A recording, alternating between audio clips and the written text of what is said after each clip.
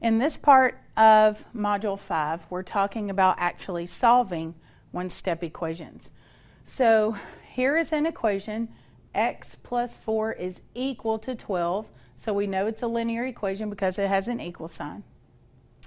And what we're fixing to do is we're going to isolate our variable. Our variable is x. And when we isolate it, we're going to do that by doing the opposite operation. So let's look at what we have. We have x plus 4 is equal to 12, and in order to get the x by itself, I have to move the 4. So when I move the 4, I want to do that by doing the opposite operation.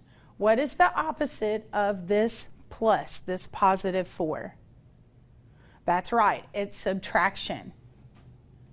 It's negative. So we're going to bring negative 4 there and negative 4 there.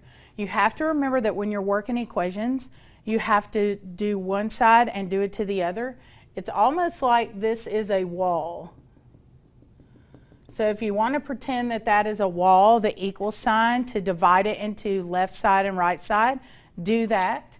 And just remember that if you do something to the left side of the wall, you got to do something to the right side of the wall to keep it balanced.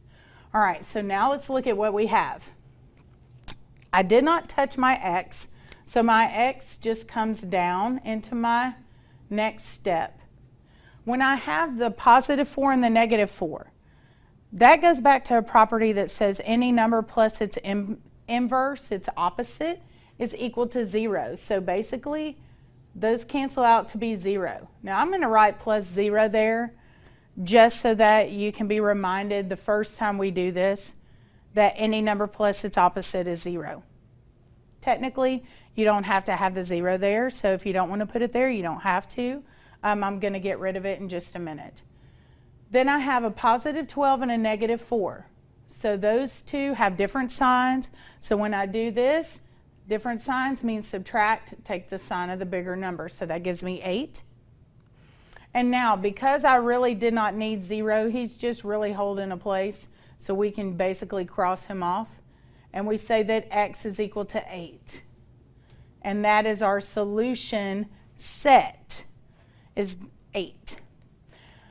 In another couple of slides, I'm going to show you how to check your answers to make sure that you got this correct. But now let's move on to the next one.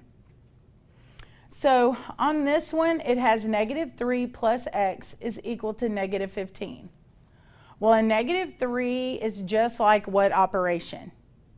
It's subtraction. So what we have to do is we have to do the opposite. So what would the opposite be of the subtraction? It would be addition. That's right. So we're going to add 3. And if you add 3 to one side of the wall, you have to add 3 to the other side of the wall, because we want to make sure that we keep it equal, balanced. All right, so now let's do this work. So I have a negative 3 and a positive 3. Those will basically add out to be 0. So I can bring my x down.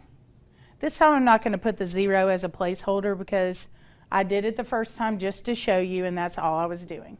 Okay, so this next one equals a negative 15 and a positive 3.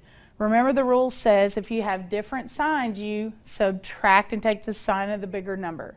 So a negative 15 and a positive 3 gives me 12. And because 15 is bigger, it's a negative 12. So that is my solution set. All right, our third problem, x minus 4 is equal to 1. Okay, so I have a negative 4 here, subtracting 4. What is the opposite of that? It's addition. Very good. So we're going to add 4 to both sides. Draw your little wall. If you don't need to draw the wall, you don't have to. I'm just doing it so that visually you can see when I'm talking about the left side of the equation and the right side of the equation what it looks like. All right. Bring the x down into your next step. The negative 4 and the positive 4 are opposites, so they equal 0. And then 1 plus 4 is 5. All right, and we have one left. Our last one says 5 plus x is equal to negative 10. So what are we going to do to get that x by itself? I'm going to move the 5. Now the 5 doesn't have a sign in front of it. What is it understood to be? That's right, it's positive. So to do the opposite, I'm going to subtract it. I'm going to take it away. Remember, there's your wall. 5 take away 5 is 0. So we can just cross that out. Bring the x down. Now over here I have a negative 10 and a negative 5. They both have the same sign. So when they both have the same sign, what are you supposed to do? Add. So that gives me 15. Since they both had a negative sign, my answer is negative. So I get x is equal to negative 15. All right, good job. We're going to come back in another slide and do a few more examples. See you in a few.